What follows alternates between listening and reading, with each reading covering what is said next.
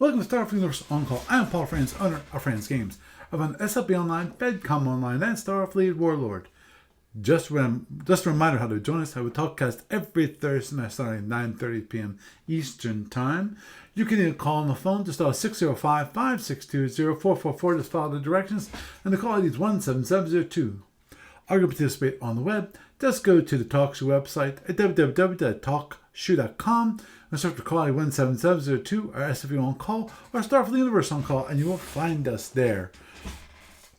And if you want the best online experience, you want to go to twitch.tv at twitch.tv/SFU On Call, and you will join the chat room and see my lovely face as we do it. We do this live. And of course, you need to contact me for any reason. My email address is sfuoncall@gmail.com. It's sfuoncall@gmail.com.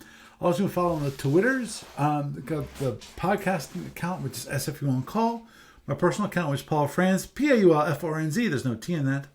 And of course, there's the Franz Games, which is my business account, FRNZGAMES. Now, of course, if you were on Blue Sky, the new, well, kind of new, social network, I'm also on there. So you want to find my personal account / business account. That's going to be Franz Games, FRANZGAMS.com. Also, SFU On Call is currently available. It's still there. It's currently not available. It's there. I have an account called SFUOnCall.bsky, BSKI.social. Wow, sorry. So you can join me there. And of course, this lovely Talkcast gets turned into a podcast available on iTunes and various other feeds around the nets. Some quick news from ADB. Jean was out sick last week, so orders that she usually gathers up and puts them out were delayed some. Also, any proofreading that she was doing probably also got delayed. Yes, you can do some stuff from home, but my guess is, depending on how sick she was, she might have just been laying in bed and sleeping, just watching TV, that kind of thing, and just kind of regaining her strength, that kind of thing. And of course, this week found an online store in juxtaposition to the Klingon pin last week. It's going to be the Romulan pin this week. This is also $5. They are really beautiful pins that if you like the Romulans or you like the Klingons, they're only $5. You can get them. You can put them right there, on your shirt. You put it on your lapel or wherever you want to put it, just to show off that you are a perfect. You are supporting the Romulan or Klingon Empire. You might do both. Have one on each side. That'd be kind of cool.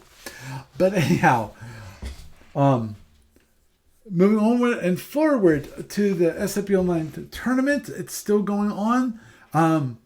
We got Bill Scheller, who is in the finals, but we're still waiting for the other games to catch up. Not much happening when it comes to the client. I really need to work on getting the update out the door, and I really want this one actually to be the one where I change servers. That's good in some places, for some people, bad for other people. Because because I've been on this one server way too long. It really needs to be moved before something bad happens. Because I like to change up servers every 5 years, just for the plain simple reason that that's how long the first one went before the actual hardware it was running on died. I do not wish this. No, I do not want to repeat this experience. Thank you very much. But moving on forward to the library report, not much happening there this week. The only thing that actually happened is that there was a bug reported for the base station where you would try to do allocations, but as soon as you allocated damage to one of the phaser 3s, all damage allocation would stop. And I found out what the issue was, that there was a bug in the SSD itself, which caused the issue. In theory, the client could have handled it better, but I'm not. The root cause was that the definition was incorrect. It had one phaser 3, but there was two designators, so the code went, assumes that both of us are the same, and they weren't. So that's what caused the issue. I fixed the base station. Also, I fixed the ground-based PF, ground-based base for the PFs, and also the Stellar Fortress base. I fixed that one too. Now, did I fix them correctly? I don't know. I just made it so that the number of boxes matches the number of designations. Now, is that correct? I don't know. Because I don't actually have... I know that for the base station, I got it correct. The Stellar Fortress, I'm not quite sure. And the ground base, I'm not sure either. I have to double check on those. I'm not concerned right now with those. They will be fixed. If you are going about to use either one, I don't think there's any campaign that's using the Stellar Fortress. I really don't think so. That's a huge base. So I don't think anyone's using that. The ground-based PF base, that someone might be using. If somebody's using that, please tell me to double check on that, and I'll jump on that immediately. If not, I will look at it as soon as I possibly can. And also, there's no updates to the FedCom library. So with that is the news for this week. And it's me, so Paul Friends, welcoming you to Starfleet Universe on call. And tonight, we've got me, of course. We got Doug. Say hi, Doug. Hi, Doug. We have Jeff. Say hi, Jeff. Evening, everybody. And we have Gary. Say hi, Gary. Hi, Gary. Awesome. Okay, he's still laying there. I'm seeing over my left-hand shoulder. I see my cat. For those of you actually watching the video, he seems Looks very like comfy. he's on guard duty. Yeah, and the thing is, he got his treat, so he's settled. He's settled. So he's happy. Spoiled cat. Jeez. Just go into the kitchen anytime after 8 o'clock, and he's like, "Okay, treat time." It's like, no, it's not treat time. It's not treat time for another hour. Anyhow, we're gonna start off this evening actually with a topic I have for tonight. I'm assuming that most people out there really aren't going to be playing in the 500 BPV tournament, and if you are, I'm pretty sure the fleets will be, after they've been checked off by the judge, they will be then announced.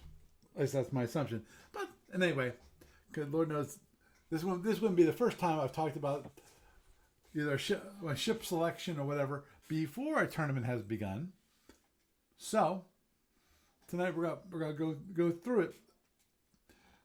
Unfortunately, 500 Paul, just before you get started, though. Yes. Because I don't know if you, I think I heard a bit of last week's podcast, and you were talking about the tournament, and now it was pointed out in the thread that advice given to the guy organizing it is to ignore the comments of anyone who's not taking part in the tournament. So I've been trying to hold back in terms of actually getting into the nitty-gritty of my thoughts on it. But what I did want to do is I did a post referring to Steve Petrick's work, because right. you as you know, the recent issues of Captain's Log have had various battle group articles, and those battle group articles have been much more recent than the material that the tournament organizer has been working on in terms of like what unit types are allowed and what size classes and what empires and all that kind of stuff, and how the 550 points are used and so on. So all I was basically trying to get at is that those data points, I think, would be relevant in terms of trying to unpack what would be a good way to handle it that basically was most up to date as possible. Because I think it was said that the original rules were back in Captain's Log 15, and a whole lot of the game has been added since then. Right. So I was just wondering if you had a moment to have a look at that and. Yes, it see what did. you thought of it. And we actually, as we mentioned, well, here's the big thing. The big difference between Petrick's battle forces and our and the tournament, the main difference, and I think it's a critical difference between the two, is that the battle forces are for an unknown scenario. And I'm just going back to the Captain's Log Double Nickel, which we submitted our battle forces for. Of course, Double Nickel still hasn't been released yet, but it was for an unknown scenario, and then we got our match ups, and then we had to describe what are the what would be What our attack strategy would be. Yes. right. How would we defeat this opponent, given these different this scenario? Now, overall, the scenarios are, or vary when it comes to battle forces. Like, in some cases, you're around maybe a gas giant, or this this or this or this, and and sometimes you don't even know what the scenario is until they say, in fact, you usually don't know what the scenario is until you've already submitted your fleets, and then at that point, and then you get the matchups, and then you have to describe how you're going to deal with the scenario and your opponent. Well, in this 500 BPV game, tournament, the scenario, i.e., this is open. There's no terrain to speak of, so it's open space combat. And so the scenario is known. The only thing we don't know what our opponent is going to be flying. So, yeah, and the degree that the battle forces do the same thing in that degree, that you don't know what your opponents are going to be flying, but at the same time, there's another degree in the battle forces is that you won't know what the actual scenario is, where you can be flying these ships until later. Which I can totally understand, given the whole idea of the battle forces is to come up with a battle force unbeknownst to what situation you're going to be placed in. Yeah, they don't want min-maxing. Right. Because if in the case of if you're going to be in an asteroid field, or you're going to be flying around a gas giant, these kind of things might change the way you're going to what you would select your fleet to be. Kind of like a fog Yeah, of war thing. Right. Selecting an all Orion force for the double nickel, only to find out that you really need a ship with a lot of sensors and labs, which you don't have. Exactly. Right. Exactly. Well, the thing is, though, is that on the BBS, you can see the requirements for CL55, and also you can review back the one that was used for CL54. But if you go back over the last several issues worth, despite the fact that, yes, it is true that each one is, they spring the surprise on you in terms of what the scenario is, and also they kind of tell you ahead of time, you can or cannot take, like, for example, one round would basically say no size class 3 or Right. XYZ or whatever. Right. You have Those limitations scouts on or the ships that you actually can select for your fleet. Yes. But a lot of the formatting in terms of how the scenario is presented in terms of which empires you're allowed to have, and whether or not you're allowed to take such and such things for them, or such unit types like minesweepers or commando ships and so forth, whatever. A lot of those carry over from one battle group scenario thing to another. Right. And one key thing is that because, like, the most recent Captain's Log scenarios, they allow things like Paravians and Carnivals. They allow Satorians. They allow Omega and Magellanic Cloud Empires. They allow mercenary task forces, but they do specify that you can't take a mercenary ship with another empire. So, for example, If you want to take an Orion ship with a Federation task force, you're out of luck. But if you want to take an all Orion force, you can, under the other ones that are done.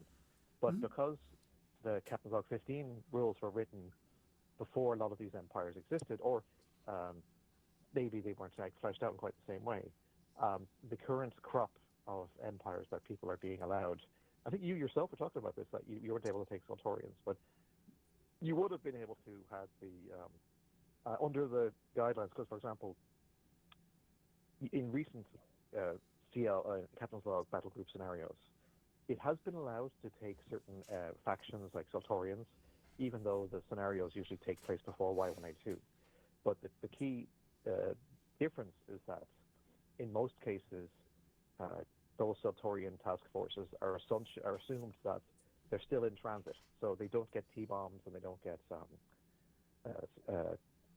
they can't get the ships that were basically created with help from the Klingons.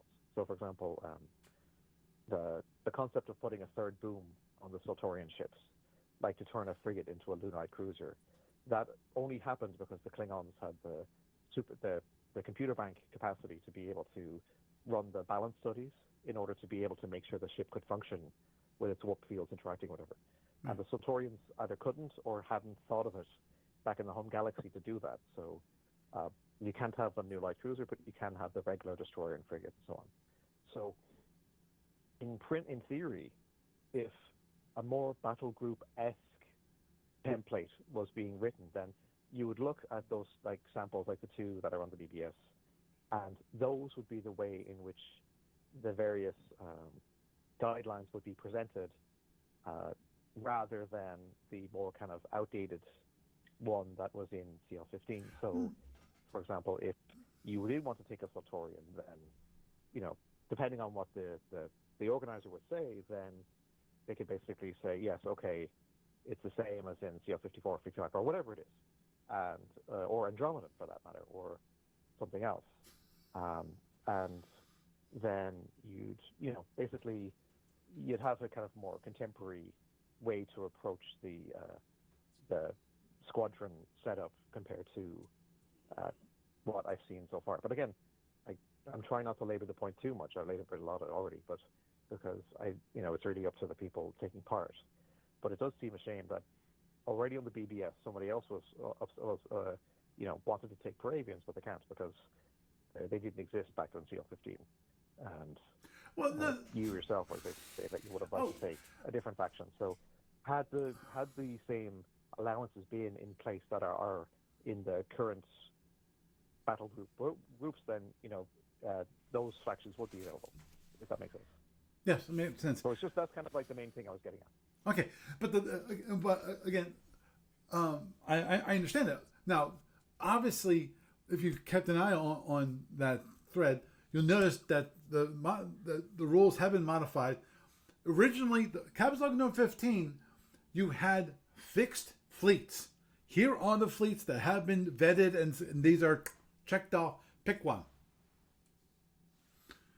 Versus this one, which they're trying out a 500 BPV fleet, with these limited empires, and going from there. Now, in Captain's Log 15, they had the Andromedans.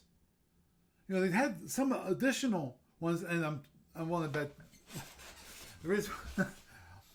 I'm letting it go for this one because remember, this is the first time we're trying this. The absolute first time we're trying for SFB. Now, when it comes to fleet battles for a tournament, that of course that's been done multiple times using Federation Commander. In fact, even online we've done it. I've talked about it in the past, which is that in the past doing that, one way that is different and from field testing, actually playing in the tournaments, creating these tournaments and playing the tournaments on online using Federation Commander. One of the things that we found out was, okay, what they would do is they would modify things via offsets, ratios, a multiplier. That's it, multiplier. That's what I'm looking for, multiplier.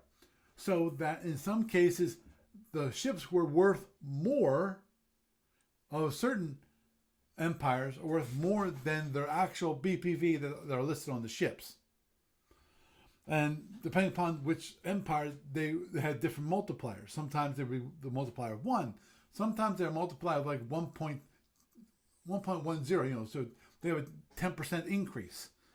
And this has been done over multiple times of running this tournament.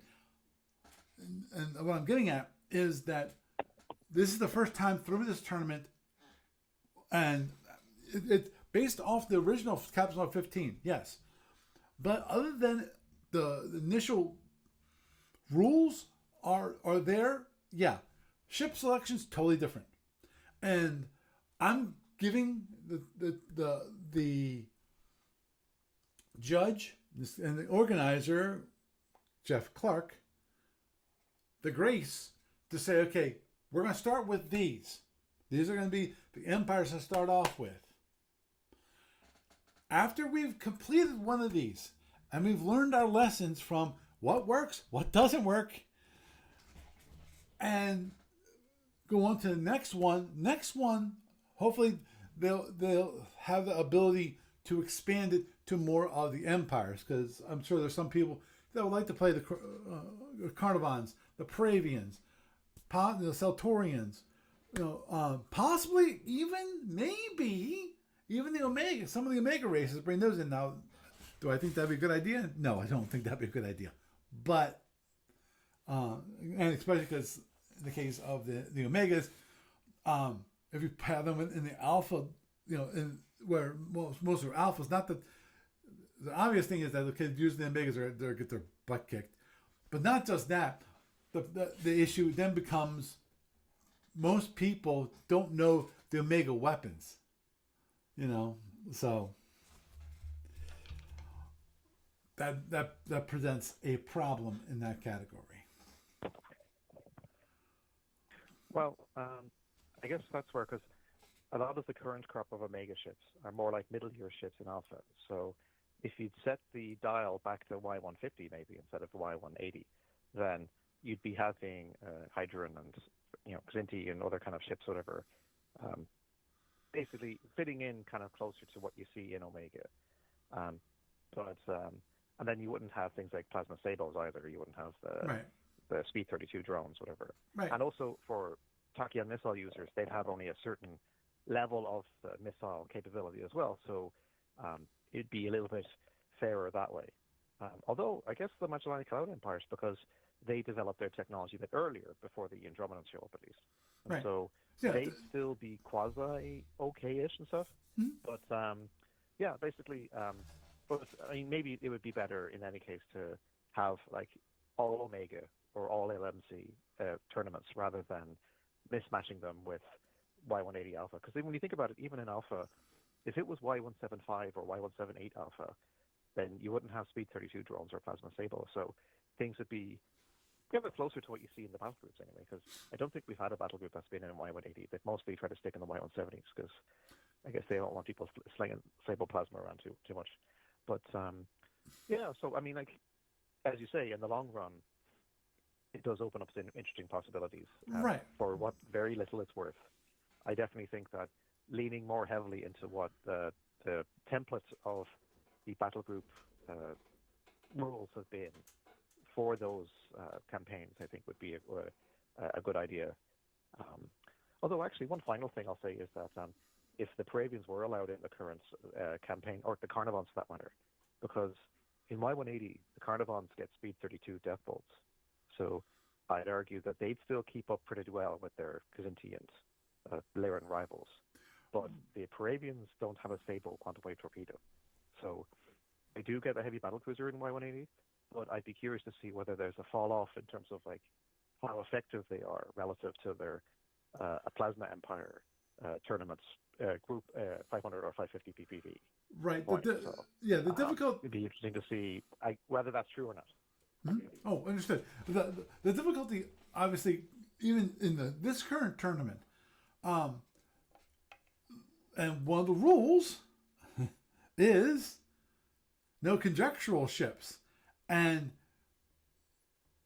Carnivons and Paravians in Y180 would be conjectural because they're gone. Especially, so Pain in the neck, but it's the truth. right, exactly. So the current tournament they could not be. Steve Petrick usually says that because he usually says that for the context of the battle groups, the fleets presented in Module C6 or other modules like that are available, and in the context of those alternate timelines. So, for example, if there's a ship that's no longer in service with the Bravens or Carnivons by Y1, whatever, then they can't have it because in the context of those Lost Empire universes, they're out of service, they don't exist. Or they don't exist yet if it's like Y180 and the scenario set in Y175. Right. But I should note that in recent battle group scenarios, under those contexts, they have allowed an Orion task force that was it Jeff? Were you the one who you submitted it? There was like an Orion force that had quantum wave torpedoes. Yeah, that was it mine. was allowed because It was so mine, basically, what it was that's right. The ruling was that because those ships are quote unquote real in those timelines, either the Lost Empire ones from Module C6 or maybe the Reflection Universe ones or the early warp ones from Module R4J, then it's a technology that those alternate Orions would have, so they were permitted to exist. So in theory, a similar thing could be done for the tournaments here, where Understood. if it's like an impossible ship or one that wouldn't exist in any timeline at that point in that year at least, then they still can't have it. But if it's a ship that would otherwise function quote unquote normally, then you'd be able to have access to it under the same guidelines that the battle groups allow. So I guess that's one of the points I was trying to get to as well. So again, since the precedent has been made. Yeah, but at the same time, the battle groups, how many have we done? 10? Maybe more than that? I forget how long Patrick has been running. It was not running, but have been having those in the different captain's logs issues. I'm not sure when we first had battle groups and the captain's logs. It's been a while.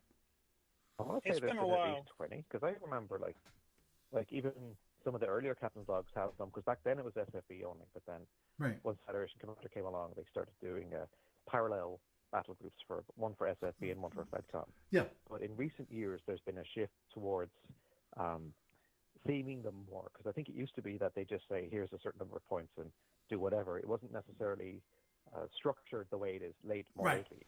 Right. But now it's getting, like in recent years, it's been more kind of sophisticated in terms of the approach.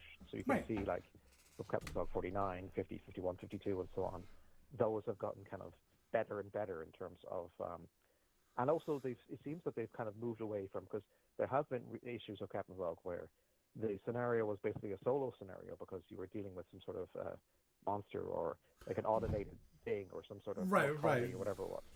But more lately, it's been kind of more first contact situation kind of thing. You're playing against the other participants. Yeah, but now it's more like you're participating against the other participants in it. So I guess maybe they're more fun having those. And I don't disagree.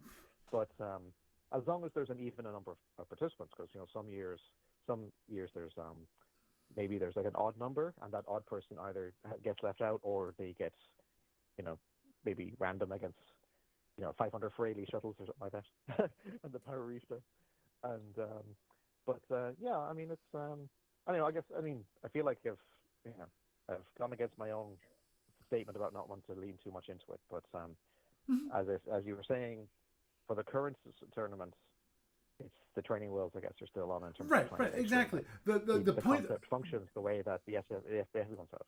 Right. But, the point I was getting to is basically the point I was getting to is basically that there's a lot. They've had a lot more experience with the battle forces, and learn from early on, and so forth, and okay, improve this and change this and so forth, and allowed this and this, especially when they want to increase the amount of participation, maybe get some more interesting fleets, more interesting matchups in some cases, and that's great. But this is the first time, so like any anytime a tournament's first done, you need to learn from it, and hopefully we'll be able to learn from it, from the good aspects, bad aspects. Possibly we might go. We need, because currently this is a pretty large map, and I think that's great. I think that's going to really help the plasma players. Actually, it could be hurt the plasma players, but it allows people not to play in the fishbowl.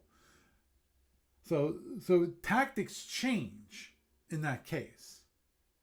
Now we might have to run into the issue of not aggression. And Lord knows that people that are going to be playing plasma, they have one additional benefit compared to those playing drone races, which is they can't run out of plasma. But of course, even with drones, even though they'll have reloads, because my understanding, so I don't see that explicitly saying no reloads. If we have reloads, then they're gonna have a lot more drones to use, and of course, then there's the special drones and all that kind of thing. But anyhow, Yeah, talk about a kettle of fish, yeah.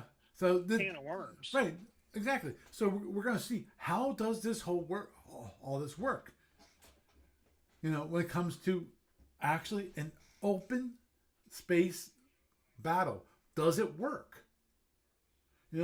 Or do we go with a floating, a floating map, but we have a planet in the middle of the map to hold people fixed to a location. Of course, then people could use that minor train, the planet, to make sure that that to possibly eliminate some of the drones, or use that as terrain for certain things. Obviously, one rule, if they would do something like that, would be, okay, you're not going to be allowed to land on the planet, but it will act as terrain, and therefore the planetary rules apply. When it comes to line of sight and things like that. So, to me, that'd be interesting. But first thing first, let's get through this one now, so that we can learn. Lord knows. Yeah, it sounds like a good plan to me. Yeah, because I'm just thinking about the Omega tournaments and having the Omega matchups and so forth. We're still haven't gotten that one right. We still haven't got the balance right on those. So, moving on. Part of the issue with those is because they're ahistorical ships, because they're basically having to be invented to kind of fit the template of a standard, like quote unquote tournament ship. Right. And also because I guess some of the weapons are designed to work in an electronic warfare environment. Actually, just one thing, just to clarify, is this 500 or 550 point whatever, is it using regular EW, yes, standard SFB, or is it using more kind of restricted? So yeah. No, so, it's using regular EW. You have your rack maneuvering. You've got everything. And the one thing which I wanted to bring up, which I think is a mistake in my mind, and that in this tournament, the one thing that I did notice is that they did not disallow scouts, which I understand. that makes up for very, very difficult choices here. Do you have a scout and have that additional EW, the electronic warfare, with all those special sensors that you could use to add more ECM or more ECCM to cut through the electronic warfare? Do you do that, or do you rely on your own? Do you want more weapons? Because obviously, if you have a scout, you're gonna have less weapons. Yep. That's a trade-off. Well, there is that galactic survey cruiser that Eddie Crisfield is taking, and that thing's pretty flexible. So it's I mean, I feel like it's a little bit top heavy. I mean, like in terms of like how many, because you were mentioning yourself in the thread about how many size class 3 ships people should allow. Yep. But I think that ironically enough, I think the Transatlantic Cloud has the right of it when it comes to, like, it has specific rules where after you take your flagship, you have to take 3 size class 4 ships, and then you're allowed a second size class 3. So, I mean, that might be a little bit too extreme for Alpha or Omega, but something similar where basically you have to take maybe 1 or 2 size class 4 and then another size class 3, so that the onus is on an actual squadron rather than a top-heavy thing. Well, that's why they made and also no more than one flagship, because I think his previous one had a CLC and a BC, and it's like the CLC itself is a leader variant. So, I mean, I know, like, I think in Fed and Empire, for example, there are rules where if you have dedicated like production of separate leader or command leader variants, like a war cruiser leader, you can't build it until you've built like something like between 3 to 5 of the standard ones. So you have to have a squadron for it to lead. So I kind of wonder, like, if there should be a similar thing here where you've got your flagship, sure, but then after that, you have to have a certain number of ships and then a leader of those ships. You can't just like stock up on leaders. Well, yeah, that was one thing I was looking into early on when he announced the 500 BPV tournament, and that is using I forget what was it now, what the rules are, but basically command and control rules. Where I didn't get a chance to actually read through it, but I suggested early on disallow size class 2s because that's for a 500 BPV fleet. That's a pretty large chunk. That's like that's half your fleet right there.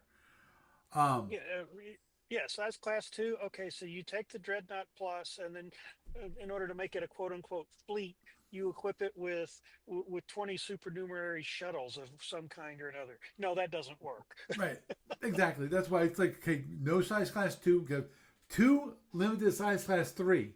So you're not going to have a basic size class 3 squadron.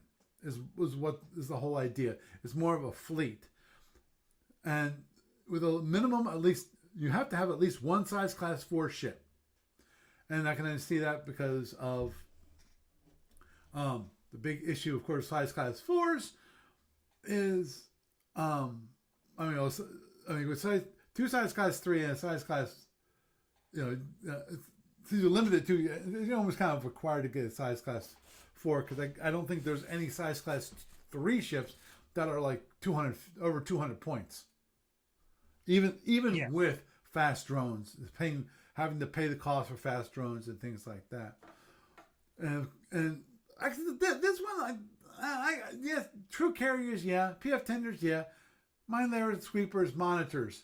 I never thought about it. They came up with monitors later on, and figuring out all the limitations on the ships that you can select. They said, "Oh, the monitors." Like, oh, geez, yes.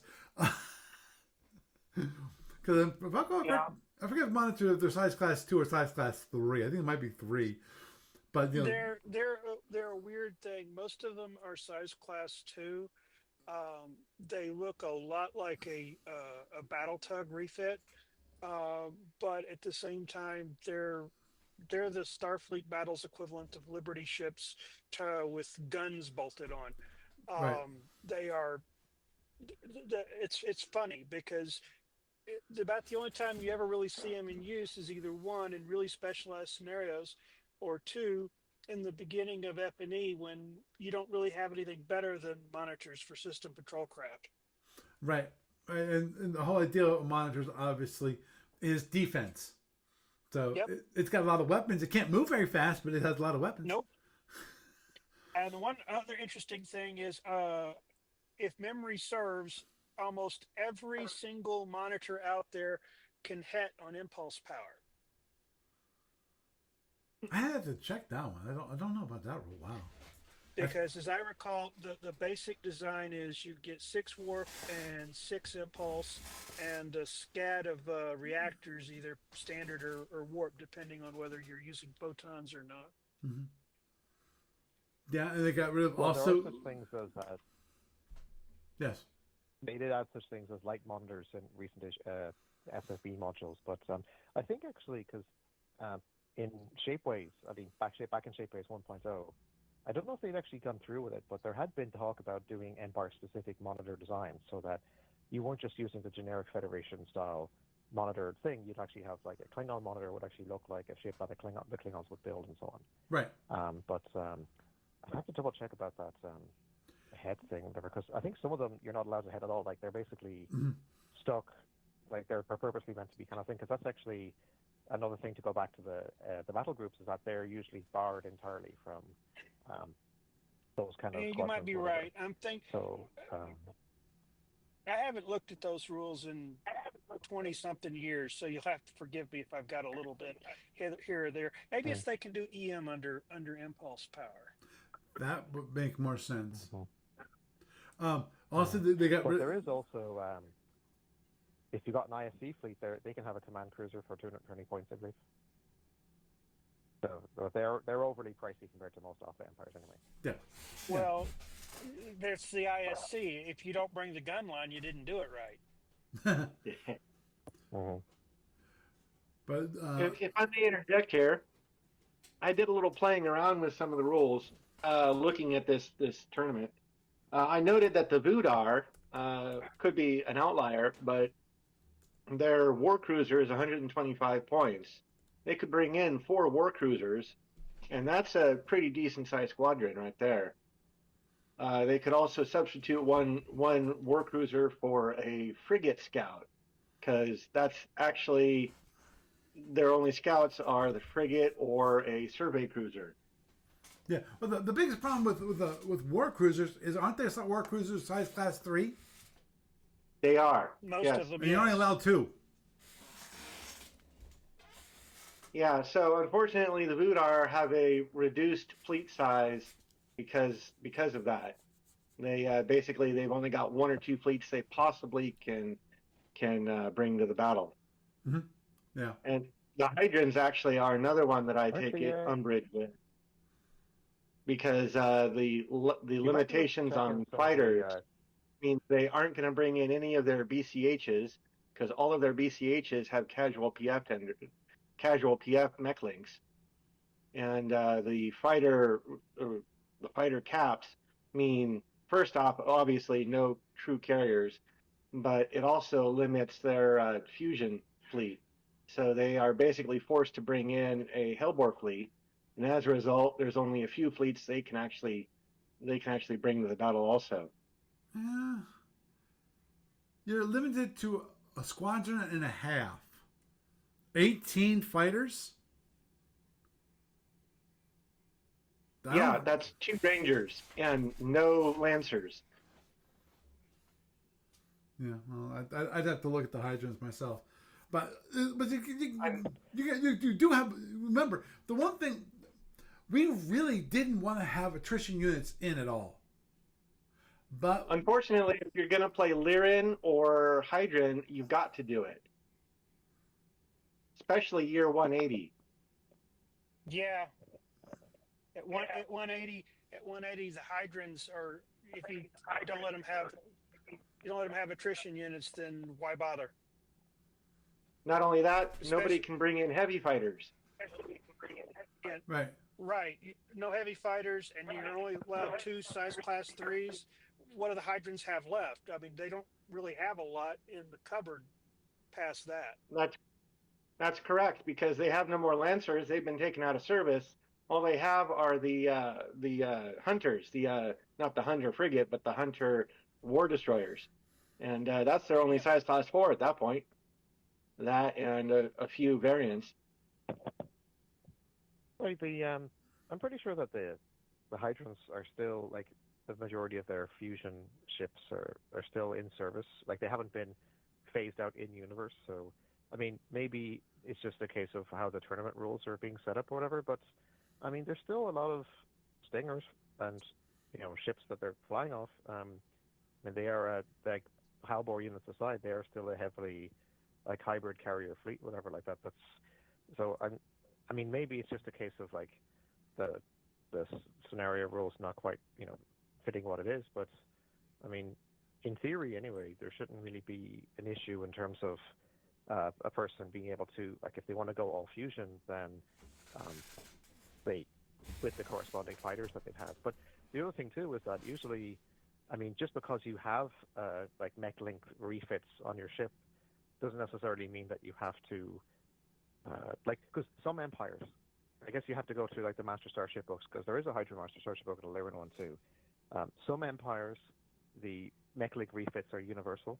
Like, as soon as the year comes along, every ship in the fleet has the mech link installed.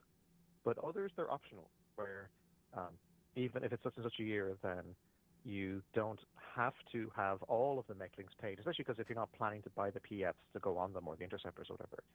So that might be something worth like digging into in terms of making sure, because it doesn't necessarily seem very characterful for the tournament even set in such a way to kind of like chop down the hydrants and in particular in that way, and also for the Lyrans and so forth. I mean, I'd have to double check, because they have updated Module C1 as well as the Lyran Master Starship book in terms of how up to date the various R section details are. But if somebody doesn't necessarily want to take those PFs and just wants to have like a more kind of rounded Lyran or LDR squadron for that matter, then I don't necessarily believe that, historically speaking anyway, it'd be much of an obligation. I'll have to bring it up here. Paul, do you have Module C1 on your computer there? Module C1? Yeah. Do you have No. a book for that on there, on your computer? No. Okay. Hang on a second here. 'Cause, you don't I have the access Master to the Starship Master either. Control, the Master Starships manuals for both of those. Yeah. I looked at the SSDs so of the Hydrogen BCHs, and that's not actually noted as a refit. It's noted, it's just on the SSD as these are mech links. Mhm. That makes me think that it's Well, even not so, an optional thing. Like if the rules, if the R section says that the ship is like a casual, like not a true PF tender, if it's a casual PF tender, then you don't necessarily have to basically buy the PFs, because it's an optional thing. Right. But if it's a ship that is basically designated as like a true PF tender, then I guess the onus would be that you have to have the PFs on it, whatever. But I'm just looking now. I'm trying to find the thing here. But yeah, especially that Hydron one. That sounds very kind of surprising. But So anyway, I took anyway, umbrage I'll bring with a second the, here, some races, they can bring almost nothing to the table except a certain fleet of a certain configuration. They have no options, basically. Mhm. And Yeah, I'm in the seeing case here of the there's, Hydrants, it's module kind of R11. imposed by the rules. In the case of the Vudar, which I believe he allowed, it's the just the fact that he's not allowing certain kinds of ships. He's allowing we have the Federation, the Klingon, Yeah, the so- Romulans, the Klingons, twice. Zinni, Gorntholians, Hydrant, Lyran, and Win. Outside cluster only. Fish series or purchase Orion Hulls, Vudar, or ISC. The wind fish ships are another issue R- because every single one of them have casual PFs. Well, there are casual PFs. That means they don't have doesn't mean they casual, have to have the they have PFs on to- them. Well, it's Yeah, just like so with it's the basically Hydran they might have the mech links, BCHs. but you don't have to buy the PFs to go on them. Right. Because I'm seeing here, even in module C1, I have it here, it says R11.R3. So for the Lyrans, it says starting in Y178, mech links were added to the tractor beams of many ships, and it says that increases the BPV by 1 point for each mech link added. So it says most Lyran SSDs are showing with the mech links, and if they are used, the BPV must be added by 1 point per mech link. But in most times, these are still casual mech links, whatever. So it doesn't say that all like the mech link refit is universal. So you can not take it. It just means that you won't be able to take the PFs optionally if you wanted to. So that would still be, because I think most other empires, So it would basically have the same sort of thing where some refits, like for example, it says that the refit is common in such a year, and then universal in such and such a year. But when it comes to MechLink refits and so forth, I don't see that. Let's see now here. So like Wildcat Battlecruiser, for example. Thanks. It says here the Wildcat is a casual fast patrol ship tender, and the repair box can. So yeah, it still doesn't say that it's a true fast patrol ship tender. So you could take a Wildcat, just don't bother buying the PFs, and refits. So yeah, I guess I mean, maybe it might be worth bringing it up to the guy running the tournament just to clarify if that was his intention or not, because I'd be surprised if he'd be basically forcing people to, go down that route. So maybe it's one of those things that could be kind of, factored in between now and the time the tournament starts, just to make sure that people aren't feeling like they're being ruled out of having the force that they want or they would otherwise take. So yeah. Oh, that'd be good. I agree. Mm-hmm. Look at those. I was also surprised to see that to he clarify not whether or not the hydrants would be allowed to take. Sorry, go on. I was surprised to see that he did not include the Gendarian, who have a tournament cruiser, but is not part of this other 500-point tourney. Yeah, that doesn't surprise me, really. Yeah.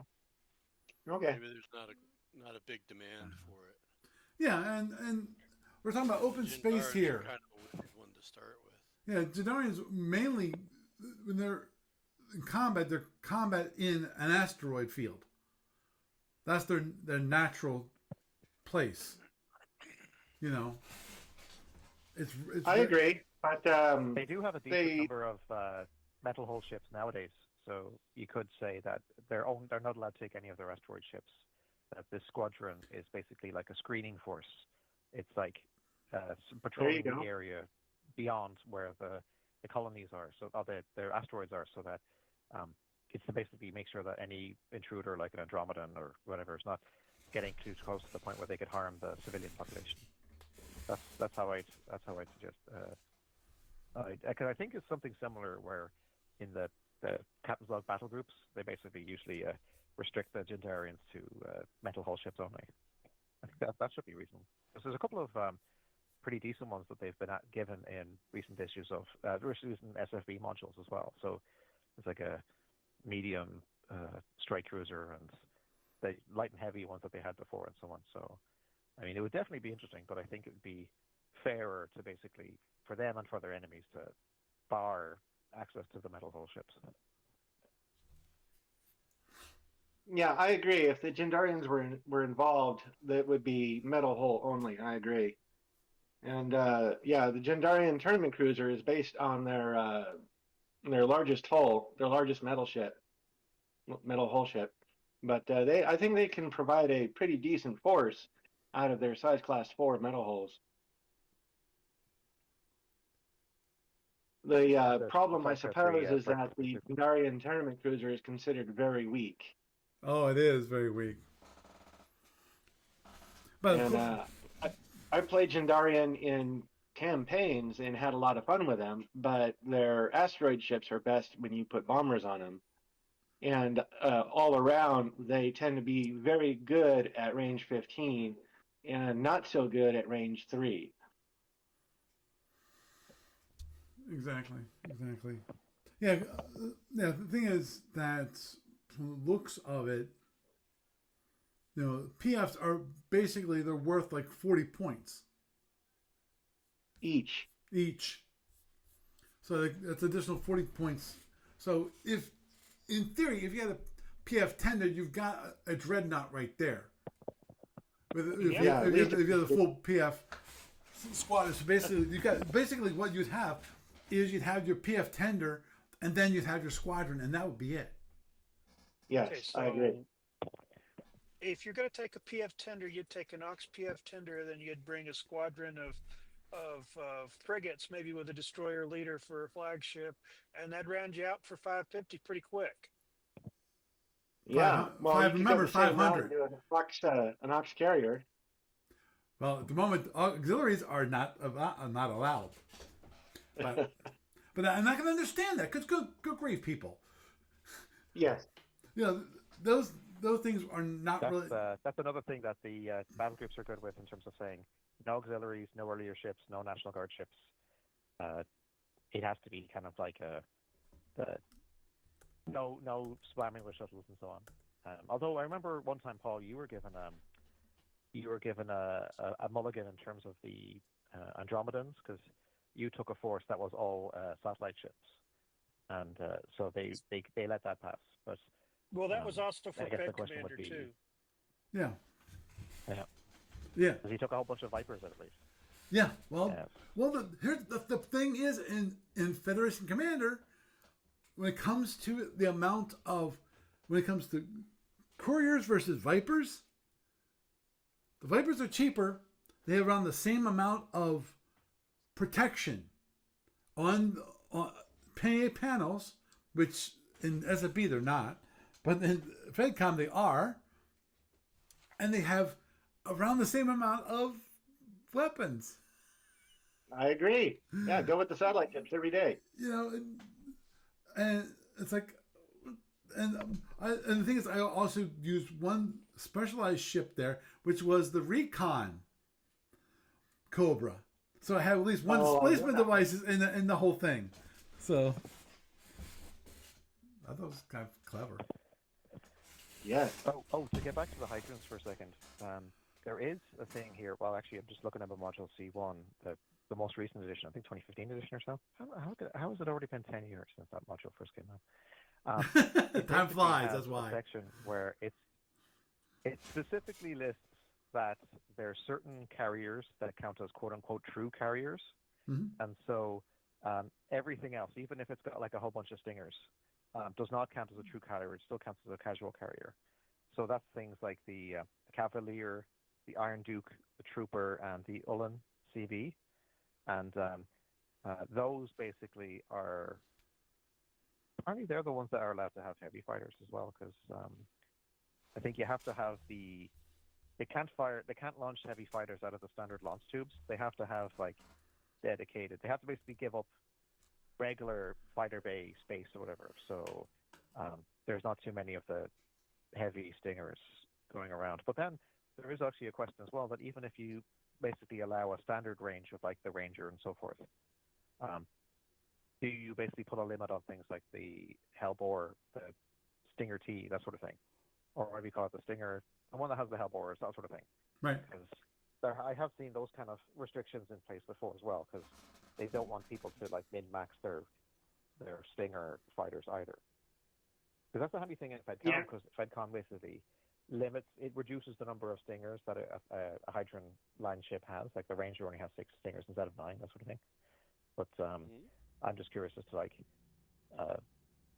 even if the Hydrons are allowed a broader variety of their fusion/Stinger holes, will that basically still, like, there be a limit? Should there be a limit in terms of how many of them they can replace with Hellbore fighters in this scenario? Well, you've got it right that the true carriers in R9N1, I believe, are the only ones that are true carriers that can carry heavy fighters, substitute Stingers for heavy fighters. And I think they're set up to they're limited on their Hellbore fighters, the Stinger H's, to only like 10% of their force or something of that nature. I don't remember where the rule is. But yeah, you got it right. It's actually perfectly reasonable to just basically say those true carriers, they're off the table, but the regular Hydrogen fleet is fine. Just maybe take a leaf from the battle group templates in terms of whether or not they should get the Hellbore Stingers or not. But yeah, so I actually don't see a thing about the MechLink refit in Module C1 for the Hydrons. But I guess maybe they didn't necessarily have it. It just says Fusion plus refit in Y170, Fusion refit in Y168. That's allowed them to hold the Fusion. So, yeah, I mean, I'd say a Fusion heavy fleet should be good to go. Whether it'll be successful in the game is another story. Because if you've got a big enough map and you can run fast enough, then actually getting in range to hit with those Fusions would be a problem. But Oh, that's one. I mean, it's Well, it's not unlimited. unless It's just a very because large again, map. Well, if I were playing a Hydran fusion heavy, fighter heavy fleet, I would set the fighters up as an echelon on the gun line with the fusion ships like 3 hexes behind them or something, and just try to run the guy over at speed 15. Eventually, you're going to corner him. He can only shoot at fighters so long, and if you're running a pair of Rangers and a pair of Lancers, then you've got 24 fighters, which is more than the tournament allows. And but those are just stock cruisers, stock destroyers, and I think that you can easily just run the guy down, just doing an echelon. They have T-bombs in the tournament. They may have T-bombs, but that means that you're getting to range 3 of the ship in order to be able to use them, or range 5 rather, because of the transporters. But you don't need transporters. You can kick them right out while you're running away. Well, yeah, but knowing that there's mines in the tournament, you would have to be crazy to be following in the same path as the enemy. Well, and also remember that the T-bombs are not hidden. Right. There you go. But And they can also another, be made you can make your own mini minefields basically and use them as terrain against the fighters. yeah. Then again, you get the fighters within range 10 of the enemy, and each one pops off a full alpha. That's 5 points of damage on average. Uh, Again, well, let's just say the 18 fighters. You know, you got a Hellbore ship instead of a fusion ship. At 18 fighters, you're looking at 90 points of damage at range 10, unless there's an EW shift. well, there's yeah. I guess that's where the scout could come in handy as well because it could loan ECM to a ship that's being targeted. So That's really the only way you can do it because the fighters have 4 points of ECM or ECCM built in, and then their home ship just gives them 2 more, and they're good. well, the other thing too is that if the Hydrant takes the scout, that's one less carrier they've got because I don't believe their scouts have fighters, or does it depend on the scout? I think you're correct that they don't have fighters. Yeah, so let's see now. There'd be like if they take a war cruiser scout, then that's a few more BPV that they're boiling off. I mean, they're getting a better scout, but they're getting less carrier space to go with it. And That's true. if they have to, I mean, it's usually good business to take at least one Hellbore ship anyway, or a hybrid ship maybe. Hybrids would have some Hellbores and maybe a fewer fighters than the pure fusion, whatever would have. But no, I think I get the feeling that there'd still be plenty of options, even if there needs to be a hard limit in terms of how many stingers they were able to take. But I mean, historically they'd be facing a bunch of ESGs with the Lyrans, or they'd have the Klingons would have like various, seeking weapon options that they could use to try to swat down the stingers or try to keep at range, whatever. So, but probably wouldn't be good against seeking an Empire on the other side of Alpha that wouldn't want to have all those phaser Gs phasing down their plasmas and stuff. But I guess that's part of the fun of the tournament. No, I probably would not want that at all. Yeah. But maybe go for 24 fighters instead of 18. That's 2 squadrons, which, as I say, that means a standard range, 2 standard rangers, 2 standard lancers. Standard, bog standard, regular destroyer and cruiser. How much would all that be? What's that? How much would that cost? Let's see. Remember, you only have 500 points. That'd be. Well, see, here's another thing too, because it's before Y182. So even if the Lyrans have casual PFs, they don't have the shield refit. They're actually relatively vulnerable in terms of shooting at them. That's true. because the shield refit is year 182. Mm-hmm. And isn't there there's some other refit that's in the Y180s or something? I guess after Y180 that's relevant here. I'm just trying to think what it is. It's like anyway, and I have to double back and try to if I can remember it later. But there's some other thing. Oh, is it like the Warp Booster Packs? Do they have them available, or the Mega Fighters? Maybe they should have a rule saying no Mega Fighters, because like if the Year Hydra Guild is 180 allowed is to have when you get fighters in the dash Alpha packs Legion, then they shouldn't. for the fighters, but the PFs pretty much had Warp Booster Packs right out of the gate first year. Pretty much. Yeah, that's fair. So maybe it's Mega Fighters that they didn't have or something, but they should probably say no Mega Fighters here, because that'd be definitely unfair for the Hydrants to have the only ones with those. If they have the only ones with fighters and they get to be Mega Fighters too. Yeah, they're scary. They're real scary. Although here's an interesting thing is that if there ever was a tournament that was set in Y150, you'd have Stinger 1s. They only have Phaser 1s. They don't have Phaser Gs. And all those fusion ships are like are speed 27, so because they don't have the extra warp power.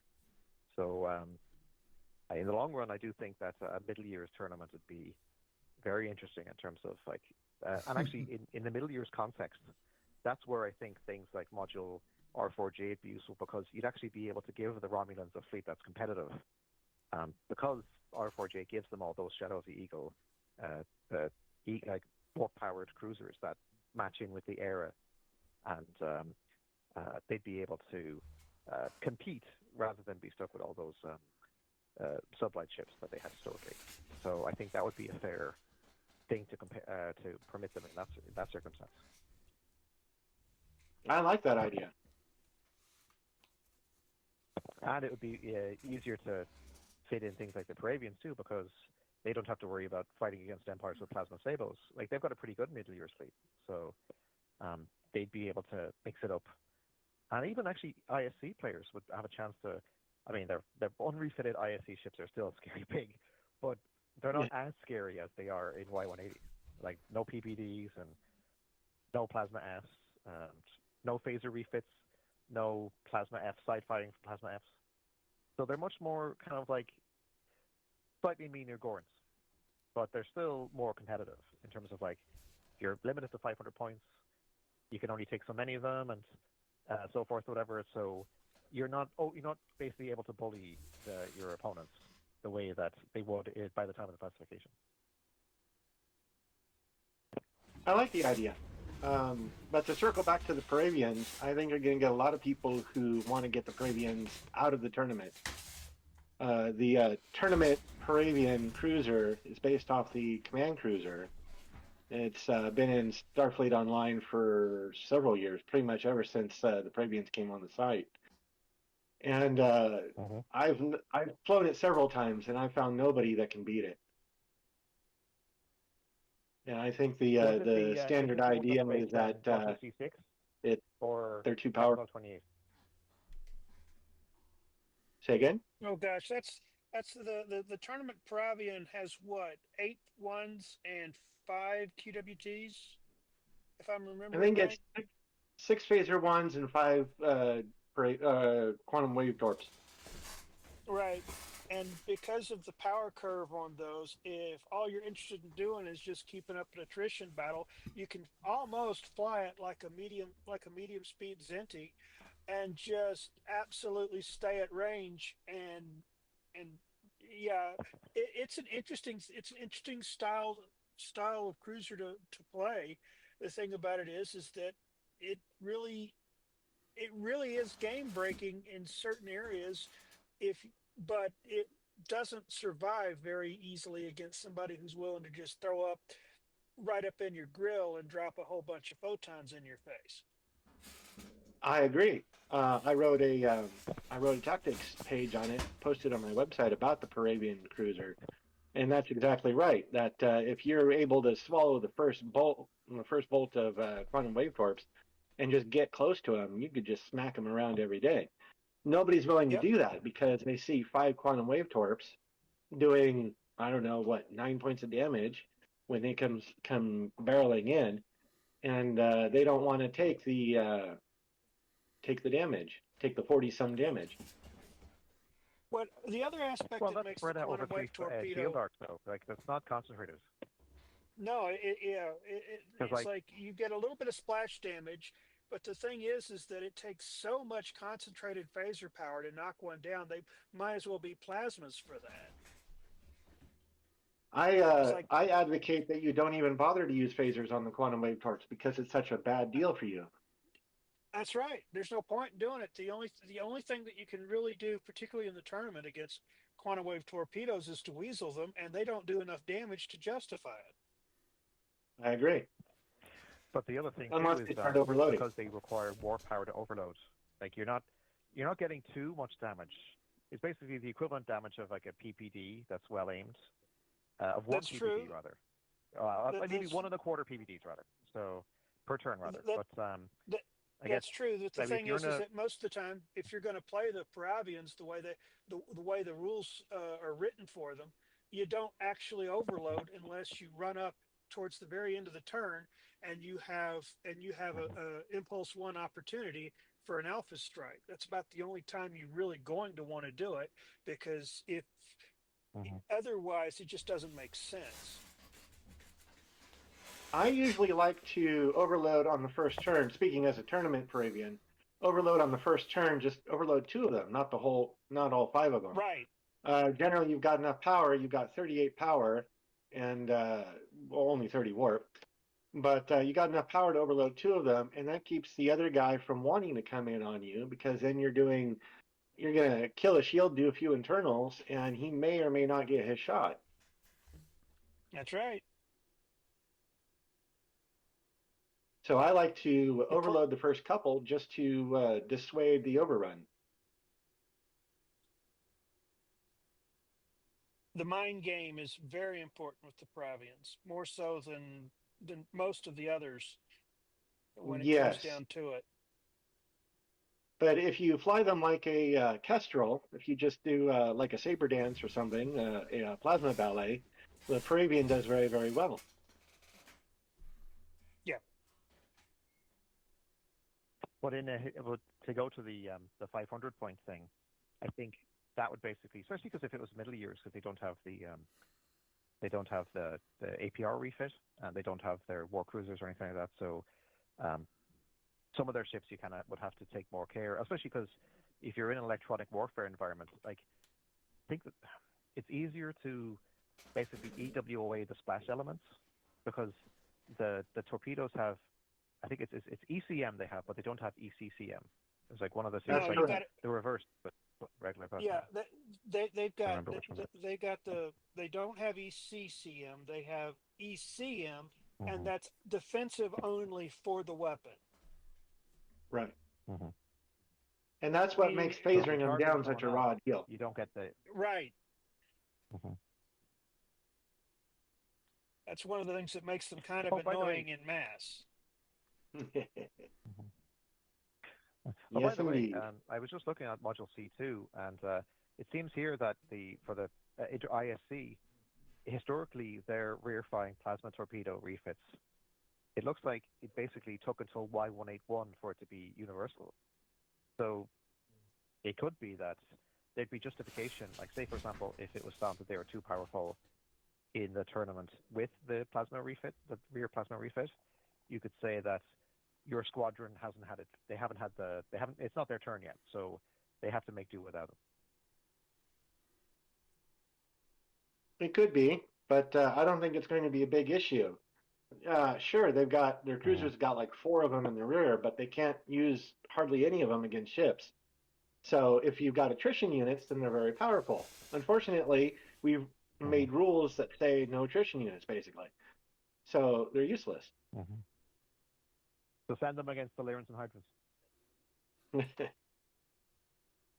True. Well, yeah, but the Lyran PFs will die very quickly to them, and the Hydran fighters will Gatling them, and it won't be as good. True.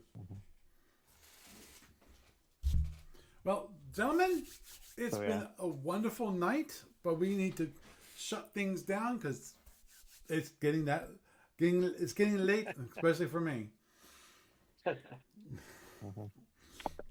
Yeah, sorry sorry, I hijacked the because actually, when I was really going to hijack the talk by talking about the Nicosians, but I somehow held off from that. But I ended up hijacking your talk anyway because I know you wanted to talk about fine.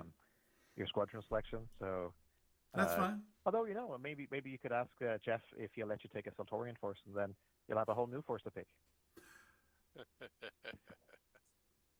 Yeah, I like that idea. You should do the Sultorians. I'd love to do Saltorian. Yeah, just I really would, take because then you have the shield crackers and you have the hit and run raids that are actively important, more important than in a regular tournament where you're playing in the fishbowl. Right. And of course, then you have something to fight the Tholians when they're webcasters. There you go. And Jeff was going back and forth about the web captures. Mm-hmm. You bring in the Sultorians, you don't have to worry about it now. Mm-hmm. Yeah, just ask him if it's okay to use the battle group precedent where you have to use the ships and the rules, so you don't get T-bombs, but you just have to try to figure it out without them. Yeah, that's one thing. It also means no scouts, though, so I hope you'd be okay with that. Yeah. It's weird. Anyway, need to shut things down. Gary, it's been wonderful to have you around, and I don't mind you sidetracking it because it definitely was an interesting and good discussion about the 500 BPV tournament, which we started last week and continued on this week. So thank you so much. So you have a good night. Okay. No problem. Okay. Yep, and feel free to pop into that Nicosian topic anyway. We'll do. Jeff. No, hold on. Yes, sir. Jeff, it's been wonderful to have you around. And as Absolutely. always, you stay safe driving out there, man. I'll do it. Okay, great. You have a good night. Good night, everybody. Doug, yes, now you can plug. Yay, Gamers are winner, 2 weeks. Roughly. We are down to 2 weeks away, Harrisburg, Pennsylvania. Wow. Online registration for badges is open until middle of next week, but you don't need that if you don't get to do that. You can still show up and get a badge at the door. It's just more convenient than having a badge ready when you get there and the payment all taken care of. Yada, yada, yada. Paul will be running some stuff, and we have other things to do besides SFB, but if you want to run some SFB or F&E or anything at all, you can contact me through our Facebook group or through email that's listed on the website for gamersawinner.net. So there you go. Thank you, Paul. Okay, thank you. So, you didn't get to hear my fleet. And maybe, just maybe, we will be able to talk about maybe a Sultorian fleet. I'll broach the subject with Jeff to see if he'd be willing to let me do that. We'll have to wait and see. If I don't, I don't. No big deal. The one thing I did think about, which was, I don't think there was any limitations on the commander's options, except for basically the 50 points that you have, or possibly even more if you don't spend all 500. So, do we have a limitation on the commander's options? Don't know. Other than what you can do. At least that's what I understand from the rules at the moment. So, anyhow, with that, I am Paul Franz, and I bid you a good night.